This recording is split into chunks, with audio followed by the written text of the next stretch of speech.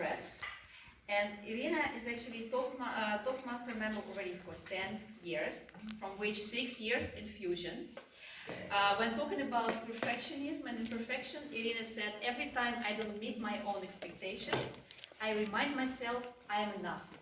Not good enough, not bad enough, just enough.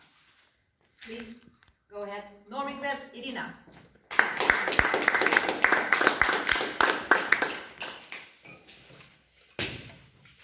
Who wants to have a life with no regrets?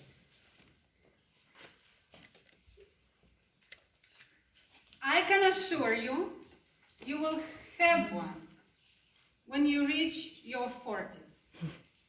Because people who are in their 40s have a tendency to call regrets life lessons. Who is in their 40s? Okay, welcome to the club. Yes, so today I'm going to share with you some life lessons that shaped me. I'm a 6-year-old girl, standing on a roof of a 2-story building with an umbrella, ready to fly. I saw Mary Poppins doing that quite graciously. And you know, at that age, the perks are, you don't think much. So I courageously jumped into the unknown. And miraculously, the only thing I broke was my mom's umbrella and her trust in my good judgment. That day I learned about 2 laws. First law, that I have to face the consequences of my deeds. Second, the law of gravitation. I also had a revelation. I was not Mary Poppins. Fast forward.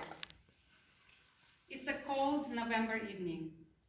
I'm packing the suitcases of my husband. My 3-month-old son is sleeping in his bed. My 3-year-old son is scared. He doesn't understand what's going on. I took a courageous decision to end a relationship which entirely lacked trust and made me unhappy. Little did I know that this would crash entirely all my illusions about living happily ever after, and that I would be a single mom for 6 long years. It has completely reshaped my values. It has molded my personality into a completely different person I am today. And looking back and thinking of that time, the lesson learned: change expectations for gratitude. Fast forward. My son is 5, and he is deaf. I clearly remember that moment when he was quietly playing in his room. I approached him from the back. I called his name, and he did not react. We took him to doctors, we made hearing tests, and the verdict was serous otitis, which could be treated only with surgery, very serious surgery. So, while looking for alternative solutions, we visited a homeopath. And that doctor asked me one question: do you scream at your son? This question for me was enough to realize everything. My poor son was not deaf. He was tired of me screaming. He protected himself like that. He had to become deaf to be heard. This realization was like a cold shower for me. I desperately needed. And from that day on, I was on a journey of becoming a better mother for my 2 boys.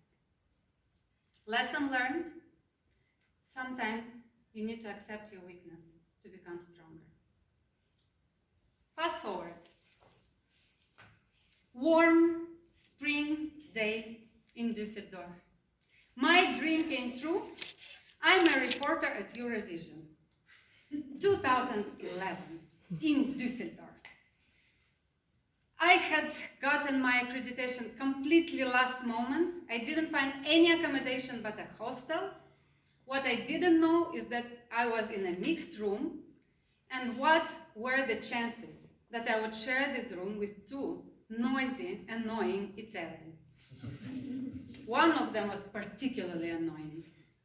While I was working, he constantly distracted me, asking me questions, what I was doing, what kind of work I had. When I explained him I was a reporter for Eurovision, he asked me the most stupid question ever. What is Eurovision? Which confirmed his status of an annoying imbecile he already had in my eyes. His name was Marco. He was persistent enough to follow me that day, to find where I worked. He actually found me in the city center of Düsseldorf, where the rock band Zdobshesduk performed, which were Moldovan representatives. These two guys were so loud, they were cheering our group so much that of course they got into my reportage. So I made photos and videos, and of course Marco asked me to send him the photos and gave me his email. He also promised that he would ask all his friends to vote for Moldova, which was kind of sweet. And could I ever imagine that in a little bit more than 1 year, we would be married? And he was not an imbecile after all. The thing is, Italy did not participate for 16 years in Eurovision, and that year was the first one they actually rejoined the song festival.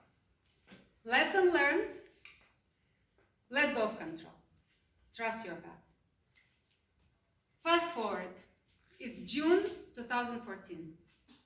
I'm packing again.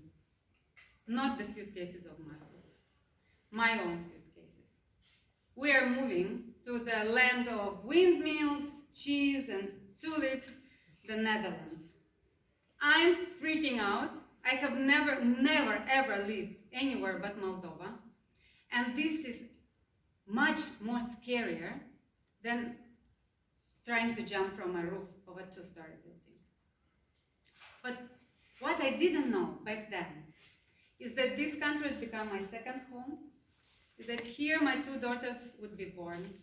Here I would rediscover myself in a new profession. And 8 years later, I would give a speech at Fusion Amsterdam Toastmasters to such an amazing audience. I'm still that 6-year-old girl, standing on the roof of a 2-story building. But I'm not going to jump. Because deep inside, I know I don't have to prove anything to myself. Because I know that I am Mary freaking Poppins. Woo!